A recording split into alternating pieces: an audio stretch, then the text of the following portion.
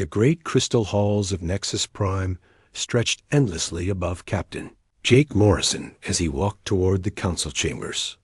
His worn brown boots echoed against the polished floor, while alien beings of all shapes and sizes moved around him. Some floated on energy fields, others crawled on multiple legs, and a few simply existed as clouds of glowing gas. They all had one thing in common, though. They looked at Jake like he was something dirty stuck to their shoe. Jake kept his face calm and his shoulders straight. He had practiced this walk 1,000 times back on Earth. Look humble, but not scared. Show respect, but not fear. Most importantly, never let them see how much he really knew about their precious technology. The massive doors to the council chamber opened with a sound like thunder. Inside, 12 enormous seats arranged in a circle held the most powerful beings in the galaxy. At the center stood Ambassador Lisa Chun, the only other human in a room full of creatures who thought humans were barely smarter than Earth monkeys. Jake took his place beside Lisa and waited. The Zephyrian ambassador, Crixtal, rose from his crystal throne. His blue skin seemed to glow under the chamber lights, and his forearms moved in patterns that Jake knew meant contempt in Zephyrian body language. Not that Crixtal cared if Jake understood or not. The human delegation requests access to quantum drive technology, Crixtal announced to the other council members. His voice carried the tone adults use when talking about children who want something they cannot have. They claimed they need it for exploration purposes. A sound like buzzing filled the air as the Hive Queen Zarathix spoke through her translator device. Exploration? These creatures can barely manage to travel between their own planets without breaking their ships. What exploration could they possibly accomplish? Jake felt his jaw tighten, but kept his expression neutral. He had seen human ships that could travel faster than anything the Hive Queen possessed. Ships built in secret facilities that the council did not even know existed. But he played his part perfectly. Honored council members, Jake said in the humble tone he had practiced, humanity seeks only to learn and grow. We understand our limitations, but we hope that with your guidance. The reptilian commander Veximer interrupted with a laugh that sounded like rocks grinding together. You want us to give advanced technology to a species that still fights wars over who controls which patches of dirt on their single planet? Lisa stepped forward smoothly. Commander Veximer raises valid concerns. Perhaps we could start with something smaller? Basic shield technology or improved life support systems? The gaseous entity known as Whisper spoke in a voice like wind through caves. Even basic shield technology requires understanding of subatomic manipulation that is beyond your species' mental capacity. Your brains simply lack the neural pathways necessary for such complex thought. Jake wanted to laugh at that. Dr. Kevin Park back on Earth had not only figured out subatomic manipulation, but had improved on Whisper's own designs. Kevin was currently pretending to be a maintenance worker on Nexus Prime, but he held more advanced degrees than any being in this chamber. The aliens had no idea that their simple janitor had been studying their technology for years. High Counselor Mordick raised one of his tentacled arms for silence. The ancient being's voice carried the weight of centuries when he spoke. The request is denied. Humanity may continue to serve the galaxy in their current capacity. Mining, construction, basic agriculture. These are suitable tasks for your kind. Of course, High Counselor, Lisa replied with a bow that looked respectful, but Jake knew contained hidden anger. We are grateful for any opportunity to serve. As the council dismissed them, Jake caught sight of Tony Rodriguez in the maintenance corridors. Tony was pushing a cleaning cart and wearing the simple gray uniform of a custodial worker. The council members paid him no attention at all. They had no idea that Tony held a doctorate in engineering and had spent the last 3 years mapping every security system, every power conduit, and every weakness in their supposedly impregnable fortress. Jake and Lisa walked in silence until they reached the human quarters, a small section of Nexus Prime that felt more like a storage closet than diplomatic housing. Only when the door sealed behind them did Lisa allow her diplomatic mask to drop. "Arrogant fools," she whispered, checking the room for listening devices with a scanner disguised as a makeup compact. "They have no idea what we're really capable of." Jake nodded and activated his own countermeasures. Dr. Park's latest report says he's cracked their quantum encryption. We now have access to everything: fleet movements, weapon specifications, even the location of their secret research facilities. And Tony? Tony has been busy. Every maintenance request he handles gives him access to another critical system. Last week, he installed our monitoring devices in their main computer core. They actually thanked him for fixing a cooling problem he had created in the first place. Lisa smiled, but it was not a pleasant expression. 53 years. 53. Years of being treated like trained animals, performing tricks for scraps of technology. I think it's time they learned what humans are really capable of. Back on Earth, General Patricia Hayes stood in the command center of Project Nightfall, a facility buried 3 miles beneath the Rocky Mountains. The room buzzed with activity as hundreds of the brightest human minds worked at stations that would have amazed the Galactic Council. Holographic displays showed real-time intelligence from across the galaxy, gathered by humans the aliens thought were too stupid to understand what they were seeing. "Status report," Patricia ordered as she approached the central command station. "Commander." Scott Davis looked up from his console. "We have operatives in position on 57 worlds. Intelligence gathering is ahead of schedule, and our technology development has exceeded all projections." Patricia nodded as she reviewed the data. Human ships that could outrun anything in the Council fleet. Weapons that could cut through alien shields like paper. Defensive systems that could turn the Council's own weapons against them. All of it developed in secret while humanity played the role of grateful servants. Any word from Morrison and Chun? They transmitted the signal an hour ago. The Council rejected the technology request, just as we expected. They also approved the mining operation that will require Earth's evacuation. Patricia's eyes hardened. Perfect. Nothing motivates humans quite like being told they're going to lose their home.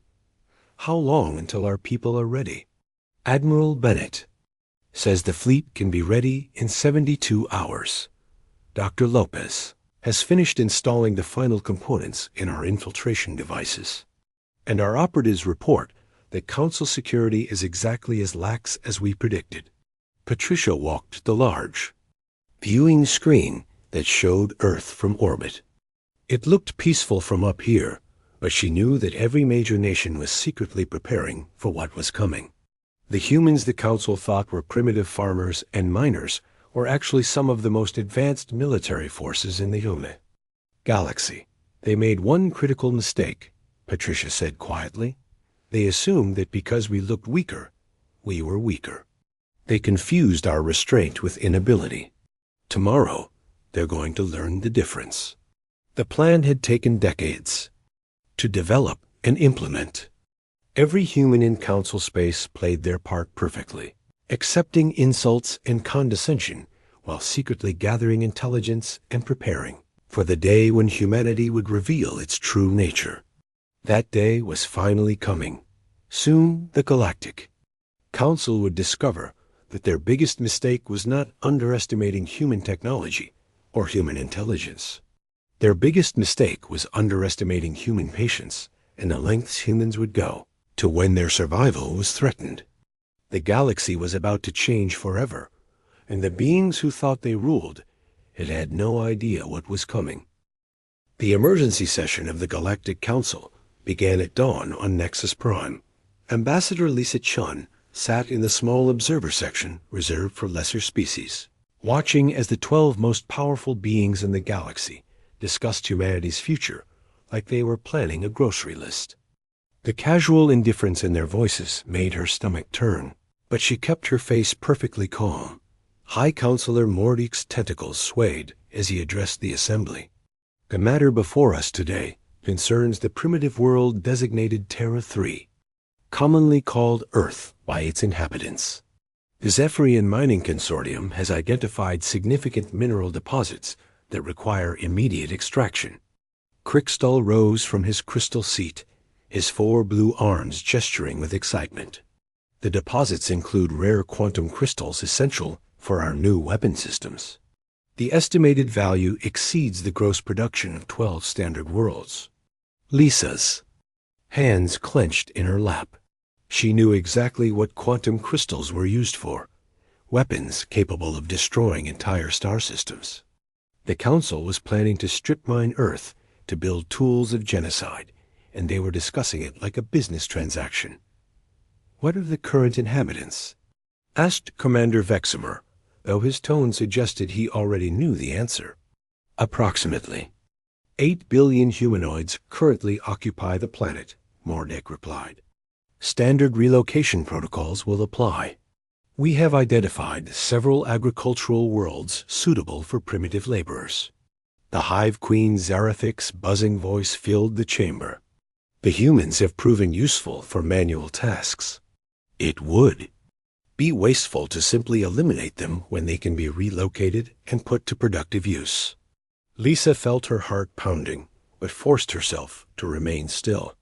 Around the galaxy, she knew other human operatives were listening to this same conversation through hidden transmitters. They were all hearing their species being discussed, like livestock to be moved from one pen to another. Whisper's gaseous form shimmered as the entity spoke. "The relocation will actually benefit the humans. Agricultural worlds have simpler ecosystems, more suited to their limited mental capacity. They will be happier performing basic farming tasks. The primitive world Terra 3 will be evacuated within 1 standard cycle," Mordek announced with the same tone he might use to order lunch. "The inhabitants will be relocated to suitable worlds where their abilities can be properly utilized. Mining operations will commence immediately following evacuation." Lisa stood slowly, her legs feeling weak, but her voice steady. "High Counselor, with respect, Earth is our home. Our entire civilization, our history, will adapt or perish." Mordek interrupted without even looking at her. "This decision is final. Your species should express gratitude for our benevolence in providing relocation assistance rather than simply clearing the planet by force." The other council members murmured their agreement. Crickstall actually laughed, a sound like crystal, chimes that made Lisa's skin crawl. "Perhaps we should be thanked for improving their living conditions. Primitive species often struggle without proper guidance." Lisa's hand moved to the small device hidden in her diplomatic sash. It looked like a simple decorative pin, but it was actually the most sophisticated transmitter human technology could produce. Her finger found the activation switch as Mordek continued speaking. "The human delegation will coordinate with Consortium representatives to ensure smooth evacuation procedures. We expect full cooperation from the primitive leadership." "Of course, High Counselor," Lisa replied, pressing the hidden switch. The device sent out a signal that would reach every corner of the galaxy within hours, carried on quantum frequencies the Council didn't even know existed. We serve at the Council's pleasure. The signal reached Engineer Sam Parker first. He was working in the engine room of the mining station Kepler 7, wearing the simple coveralls that marked him as a human maintenance worker. The aliens around him paid no attention as he checked his hidden communicator. When he saw the code, his expression didn't change, but his hands began moving with new purpose. Sam had spent 2 years learning every system on Kepler 7. The station's alien crew thought he was barely smart enough to change filters and clean pipes. They had no idea he held advanced degrees in engineering and physics. More importantly, they didn't know he had been carefully installing human-designed components throughout their facility. "Hey, Sam," called out Grixnol, the Corian shift supervisor. The quantum regulator in Section 7 needs cleaning again. Try not to break anything this time." "Yes, sir," Sam replied in the humble tone he had perfected. As he walked toward Section 7, he activated the devices he had been hiding for months. Deep in the station's core, human technology began taking control of critical systems. On the Trade Hub's Celestial Gate, Intelligence Officer Rachel Kim received the same signal. She was working as a data clerk in the Hub's information center, a job the aliens considered perfect for someone too simple-minded for real work. They didn't realize that Rachel had been downloading their classified databases for over a year. The Council kept all their military secrets on Celestial Gate's central computer. Fleet positions, weapon specifications, defense codes, everything. Humanity needed to know about their enemies' capabilities. Rachel had been copying it all, one file at a time, while pretending to process routine shipping manifests. When the signal came through, Rachel activated her final program. Within minutes, every piece of classified military data in the Council's possession was being transmitted to hidden human receivers across the galaxy. The aliens would never even know it was gone. Captain Alex Turner stood on the bridge of the Jonga. UES Defiance, a ship the Council classified as obsolete human technology not suitable for military use. The classification made Alex smile every time he thought about it. The Defiance contained weapon systems that could destroy entire Council fleets, but it was designed to look like the primitive junker the aliens expected from humanity. When the signal reached Alex's ship, he turned to his crew. "Ladies and gentlemen, the time for pretending is over. All stations, prepare for combat operations." Lieutenant Ben Scott looked up from his tactical station. "Sir, should we drop the facade completely?" "Not yet," Alex replied. "We want them to see exactly what they're dealing with, but we need to time it perfectly. Are our infiltration teams ready?" "All teams report ready, Captain," said Communications Officer Amy Davis. "Our people have been in position for months. The Council has no idea what's about to hit them." Back on Nexus Prime, Lisa Chan walked calmly through the corridors toward the human quarters. But instead of going to her room, she took a detour through the maintenance sections. Tony Rodriguez was waiting for her with a cart full of cleaning supplies that weren't cleaning supplies at all. "The signal went out," Lisa told him quietly. Tony nodded and pulled back a cloth covering his cart. Underneath were devices that looked like simple tools, but were actually some of the most advanced technology in the galaxy. "I've been waiting for this day for 3 years. Every conduit, every security system, every power coupling. I know exactly how to shut it all down. How long do you need? Give me 1 hour, and this entire station will be under our control. They'll never even know what hit them." Lisa smiled, and for the first time since arriving on Nexus Prime, it was a genuine expression of happiness. Do it. It's time the galaxy learned what humans are really capable of. Across 57 worlds, hundreds of humans who had spent years being treated like simple-minded servants began revealing their true nature. The beings who had dismissed them as primitive were about to discover that humanity's greatest weapon wasn't their technology or their intelligence. It was their ability to hide both until the perfect moment to strike. The Galactic Council thought they were relocating a species of primitive farmers. They were actually declaring war on the most dangerous predators the galaxy had ever produced. The age of human submission was ending, and the age of human dominance was about to begin in the most spectacular way possible. The first strike happened at exactly 0300 Galactic Standard Time. High Counselor Mordick was reviewing mining reports in his private chambers when his aide, Plitek, burst through the doors without permission. The young Korean's usual composure had completely vanished, replaced by panic that made his voice shake. "Your Excellence, something impossible has occurred. The entire Zephyrian Fifth Fleet has vanished from Earth's moon. 300 ships. Gone without a trace." Mordick's tentacles stopped moving. In 800 years of life, he had never heard of an entire fleet simply disappearing. Vanished? What do you mean, vanished? Ships do not simply cease to exist. The fleet was there during the previous scan cycle. When our sensors swept the area again 30 minutes later, empty space remained. No debris, no energy signatures. Nothing to indicate what happened to them. Before Mordek could respond, more reports flooded in.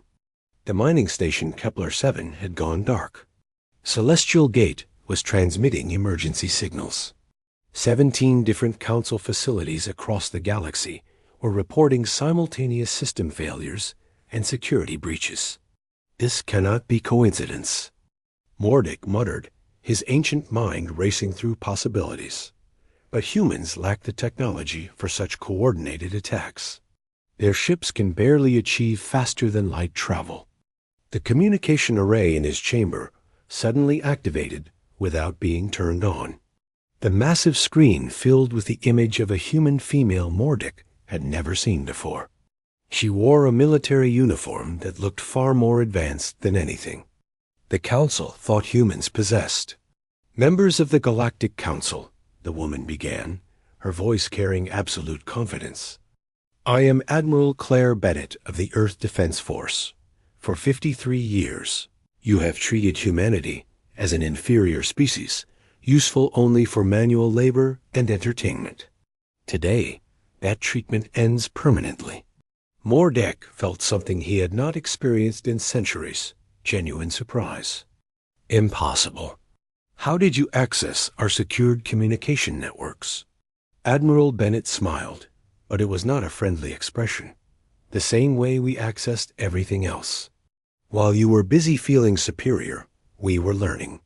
Your technology, your security systems, your military capabilities, we studied them all, and we found them wanting.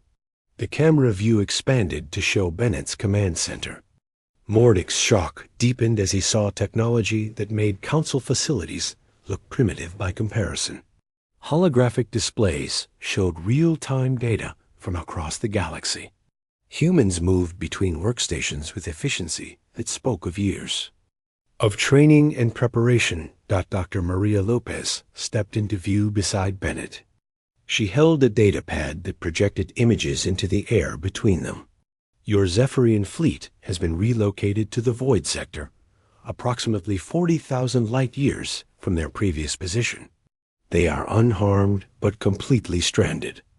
Their ships lack sufficient fuel to return, and their communication equipment has been disabled. Relocated? Mordek's voice rose in disbelief. Mass teleportation of that scale requires technology that exists only in theoretical models.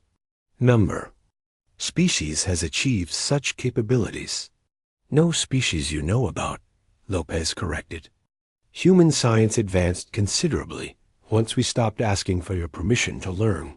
The transmission continued as Commander Scott Davis appeared on screen.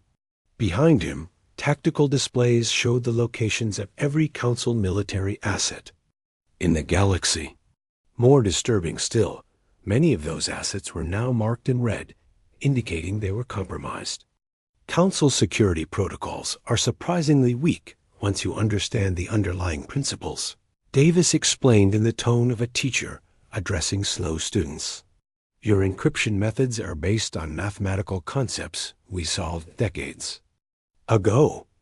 Your defensive systems have obvious vulnerabilities that our infiltration teams exploited with ease. Mordek found his voice again. Even if this is true, you cannot hope to match the combined might of 12 galactic civilizations. Your single planet cannot stand against the power of the entire Council. Admiral Bennett's expression grew cold. Single planet? High Counselor, you have seriously underestimated the scope of human presence in this galaxy. The display behind Bennett changed to show a galactic map. Red dots appeared across hundreds of systems, each one representing human operatives or hidden installations. The sheer number made Mordek's blood freeze in his veins. Every major Council facility has human operatives inside it, Bennett continued. Your mining stations, your research centers, your military bases, all of them have been infiltrated by humans you dismissed as simple maintenance workers and clerks. On the mining station Kepler 7, engineer Sam Parker stood in the main control room surrounded by confused alien supervisors. The Quarian shift supervisor Grixinal stared at control panels that were now displaying information in human languages. "Sam, what did you do?" Grixinal demanded, his voice shaking with fear. Sam removed the fake identification badge that had marked him as a simple maintenance worker. Underneath was his real credential, Chief Technology Officer, Earth Defense Force. "I did my job, Grixinal. For 2 years, I've been installing human control systems throughout this station.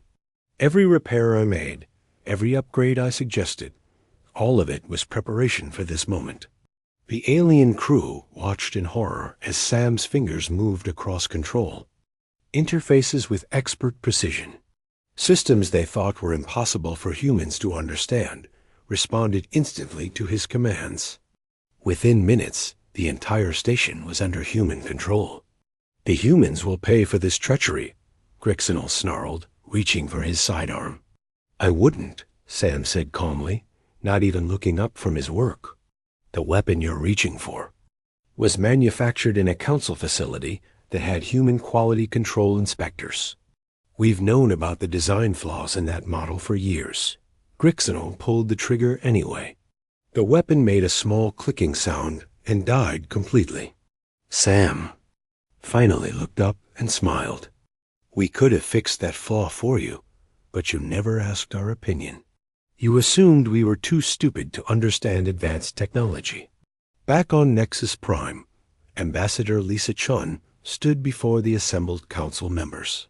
But she was no longer wearing diplomatic robes or speaking in the humble tone they expected. Her voice now carried authority that made even the mighty Hive Queen shift uncomfortably in her seat. "You made a fundamental error in your assessment of humanity," Chun announced. "You assumed that because we appeared primitive, we were primitive. You confused our restraint with weakness. That was your first mistake." Commander Vexmer rose from his seat, his reptilian features twisted with rage. "You dare speak to the Council in such tones? We are your superiors in every measurable way. We have ruled this galaxy for millennia while your species was still discovering fire." "Ruled," Chun repeated, emphasizing the past tense. "That age is ending. Your second mistake was believing that showing restraint meant we were incapable of action. We chose to appear weak because it served our purposes. Now those purposes have changed." The chamber erupted as council members shouted in various alien languages. They had never been challenged so directly by a species they considered inferior. The very foundations of their worldview were cracking under the weight of human revelation. Chun raised her voice above the chaos. "Your third and most critical mistake was threatening our homeworld. Humans can endure many insults, but we will not tolerate threats to our home and families. You forced our hand, and now you will face the consequences." Whisper's gaseous form swirled with agitation. What consequences could a primitive species possibly impose on the Galactic Council? "Your empty threats amuse us." Chun smiled, and the expression was terrifying in its confidence. "Admiral Bennett, would you care to demonstrate our capabilities?" On the transmission screen, Admiral Bennett nodded. "Gladly. All human operatives. Execute Operation Nightfall." Across the galaxy, hundreds of humans who had spent years pretending to be simple workers suddenly revealed their true nature. Security systems failed, communication networks crashed, and power grids went dark on dozens of council worlds. The beings who had dismissed humanity as primitive watched in shock as their technological superiority evaporated before their eyes. The Galactic Council was learning a lesson that would reshape their understanding of intelligence, technology, and power. The species they had underestimated for decades was about to become their worst nightmare. High Counselor Mordic's rage burned hotter than a dying star as he watched the human transmission end. The audacity of these primitive creatures speaking to the Council as equals was beyond comprehension. In his 800 years of life, no lesser species had ever dared such insolence. "Assemble the Grand Fleet," he commanded, his tentacles thrashing with fury. "Every available warship, every weapon system, every soldier we can muster. These upstart primates need to learn their place in the galactic order." Admiral Zenthara of the Hegemony stepped forward, her scarred face showing eager anticipation.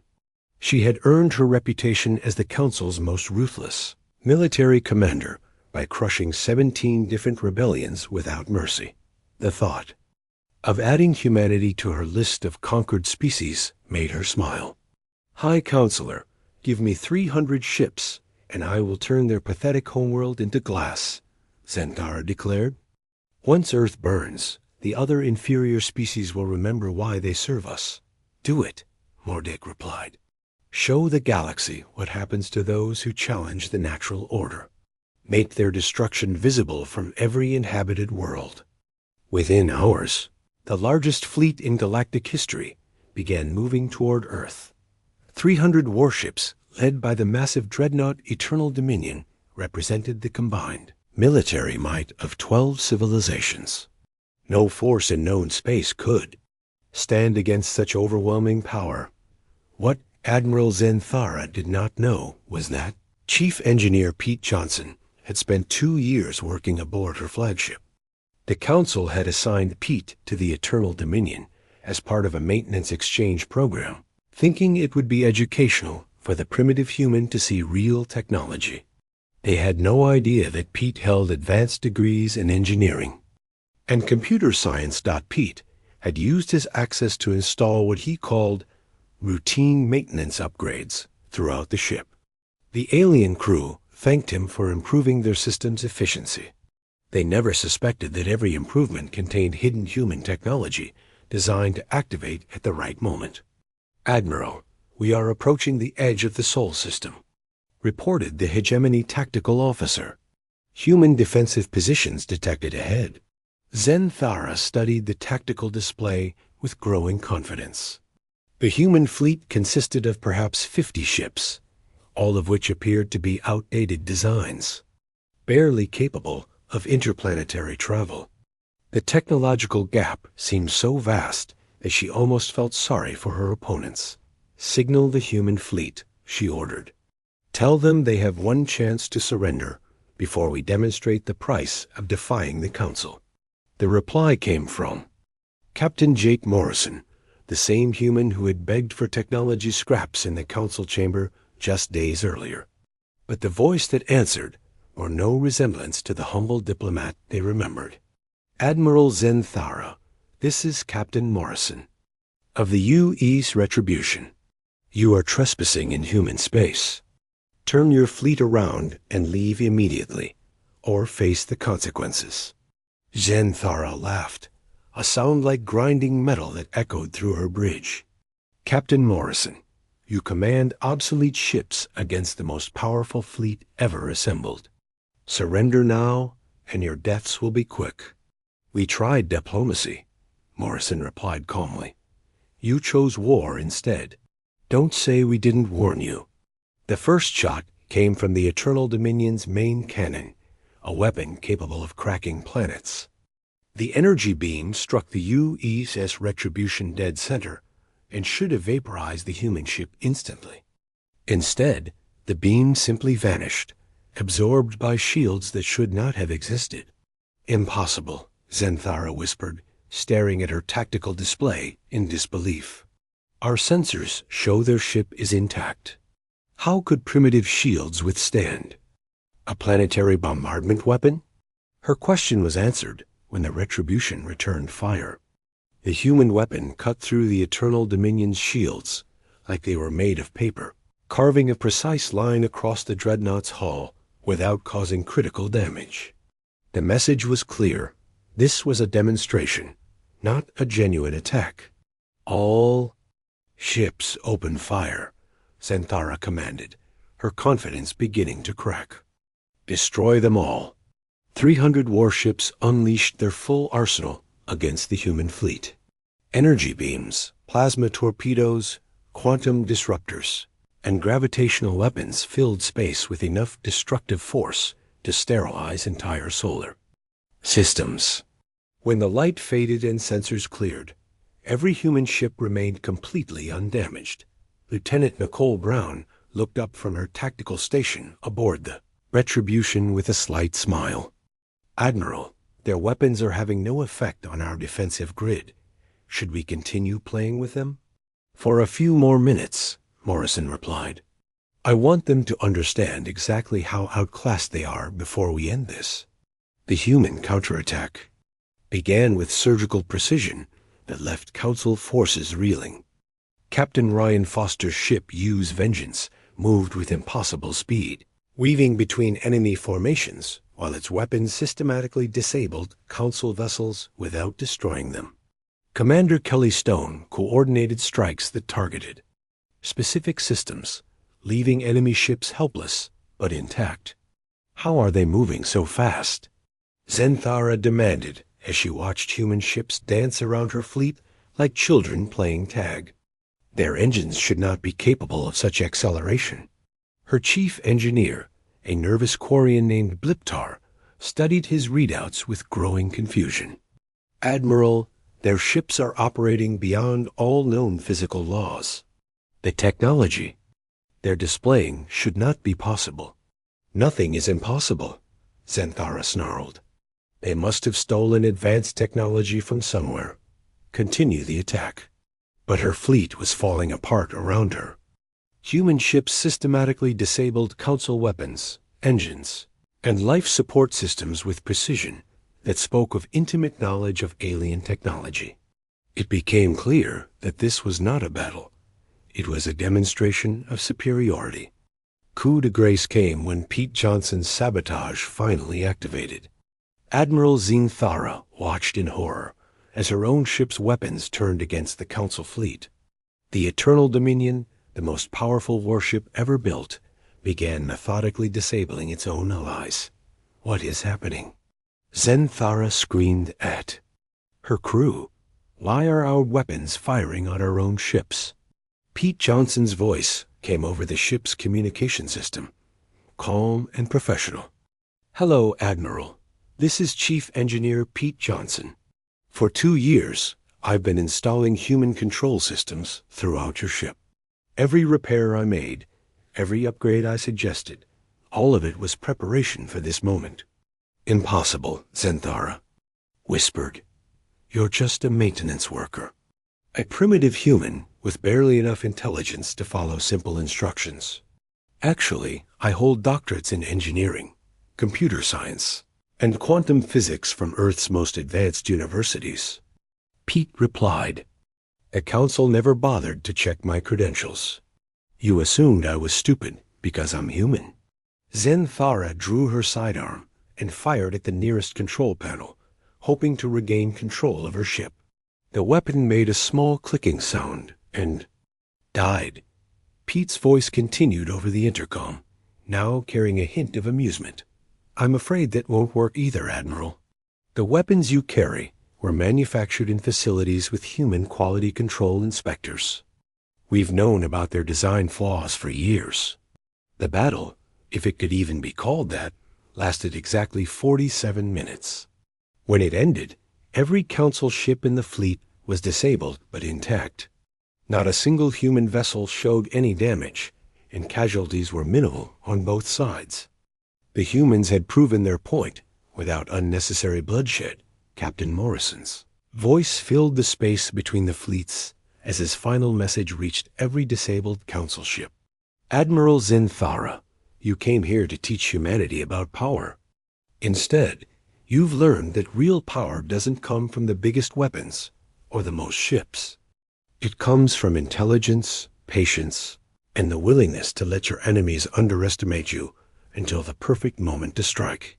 The greatest military force in galactic history had been defeated by a species they considered primitive.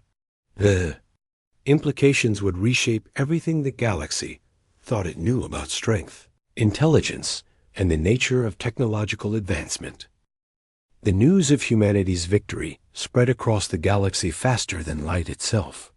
On worlds that had served the Council for thousands of years, beings who had never questioned the established order suddenly found themselves asking dangerous questions.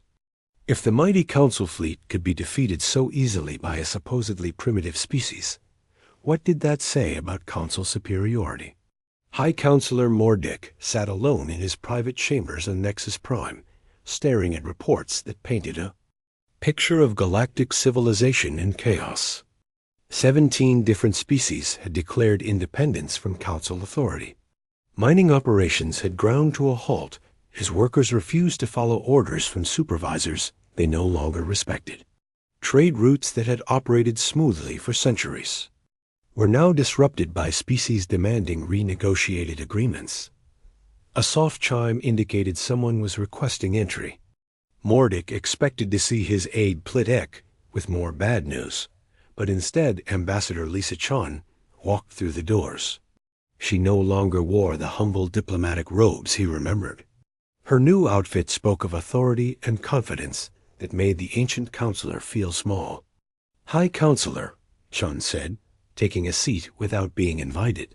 "We need to talk." "Talk?" Mordicus' tentacles writhed with barely controlled anger. "Your species has destroyed the natural order that has maintained galactic peace for millennia. What could we possibly have to discuss?" Chan's expression remained calm. "The future. The old system is finished, but that doesn't mean we want chaos. Humanity offers a new path forward, one based on mutual respect rather than inherited supremacy." "Respect?" Mordick laughed bitterly. "You speak of respect after humiliating the Council before the entire galaxy. Your actions have undermined thousands of years of stable governance." "Stable for whom?" Chan asked quietly. "Your system was built on the assumption that some species are naturally superior to others. That assumption was wrong, and now everyone knows it." Before Mordick could respond, the chamber's communication system activated. Dr. Kevin Park appeared on the screen, no longer hiding his brilliance behind the facade of a simple maintenance worker. Behind him stood some of the greatest scientific minds from dozens of different species. "Citizens of the galaxy," Park began, his voice reaching every inhabited world simultaneously. "For too long, knowledge has been hoarded by those who claimed genetic superiority. Today, that changes.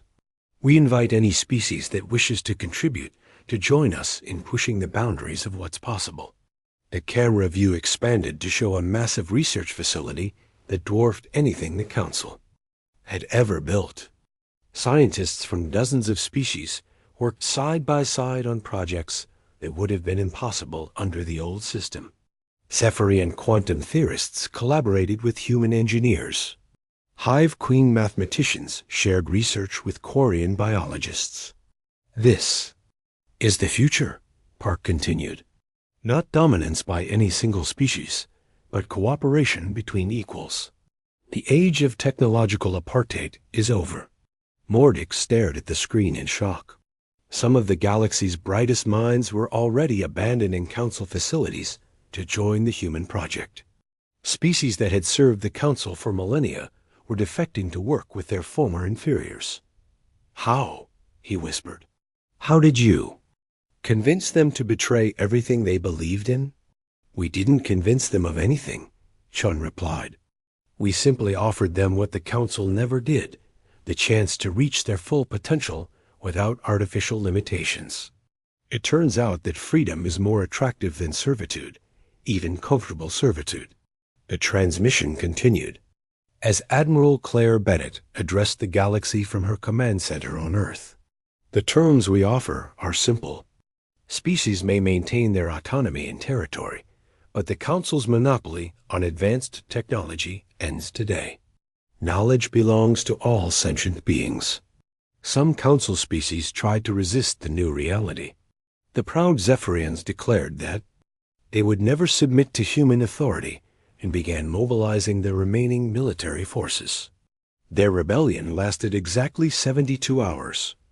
Sarah Williams had been working as a data analyst in the Zephian capital for 3 years.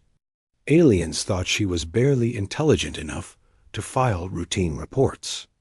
They had no idea that she held multiple advanced degrees and had been secretly mapping their entire infrastructure. When the Zephyrians announced their rebellion, Sarah activated systems she had been installing for years. Every major facility on their homeworld went dark simultaneously. Transportation networks crashed. Communication systems failed. Even basic utilities stopped functioning. Crystal, the arrogant Zephyrian ambassador who had dismissed humanity so casually, found himself trapped in his own government building as human-controlled security systems locked down everything. When he finally managed to contact Sarah, his voice shook with fear. "What do you want?" he demanded. "What are your terms for restoring our systems?" Sarah's voice came through the building's speakers with gentle patience. "The same terms offered to everyone else. Join the new galactic community as equals, or remain isolated and powerless. The choice is yours." The lesson was clear to every species watching. Resistance was not just futile, it was unnecessary. Humanity wasn't seeking to dominate the galaxy the way the Council had. They were offering something better. The Hive Queen. Zarathic was among the first to embrace the transition. Her species had always valued collective intelligence over individual superiority, making them natural allies for humanity's cooperative vision. When she announced her support for the new order, her words resonated across the galaxy. "We underestimated not just their technology," she declared, "but their character. They could have destroyed us, but chose mercy instead. This is the mark of true wisdom." Other species followed her example. The gaseous entity whisperer admitted that human philosophers had concepts of consciousness that surpassed anything in Council. Archives. Commander Veximer's own military advisors pointed out that human tactical innovations could revolutionize warfare in ways that benefited everyone. 5 years later, the galaxy looked completely different. The rigid hierarchy that had defined galactic civilization for millennia had been replaced by the reformed Galactic Assembly, a confederation of equals where decisions were made through cooperation rather than domination. Admiral Claire Bennett stood in her office overlooking the rebuilt Nexus Prime, now a symbol of unity rather than oppression. The facility had been transformed from a seat of alien supremacy into a center of collaborative research and governance. Through her window, she could see beings from dozens of species working together on projects that would have been impossible. Under the old system, Commander Lisa Parker, her longtime aide, entered with the daily reports. "Admiral, the integration process is ahead of schedule. 17 more species have requested full membership in the Assembly this month." Bennett smiled as she reviewed the data. Agricultural output was up 30% since species were allowed to develop their own farming techniques rather than following Council mandates. Scientific advancement had accelerated dramatically once researchers could share information freely. Even military conflicts had decreased as species found peaceful solutions more profitable than warfare. "Any word from the old Council members?" Bennett asked. "Most have adapted well. Mordic actually submitted a proposal for joint archaeological expeditions last week. It seems he's discovered a passion for collaborative research now that he's not busy maintaining artificial hierarchies." Bennett nodded with satisfaction. The greatest irony was that humanity's ruthless revenge had ultimately created a more peaceful and prosperous galaxy than had existed under Council rule. By shattering the alien supremacist delusions, humans had freed every species to reach their true potential. The age of humanity had begun not with conquest, but with liberation. And, in earning the respect they had always deserved, they had transformed the galaxy forever. The universe was learning that true strength came not from dominating others, but from lifting them up to stand as equals. Future historians would mark this as the moment when galactic civilization truly began, not when the strongest ruled over the weakest, but when all species worked together toward a common goal of knowledge, growth, and mutual prosperity. The Council's arrogance had been shattered, but from its ruins rose something far more beautiful and lasting.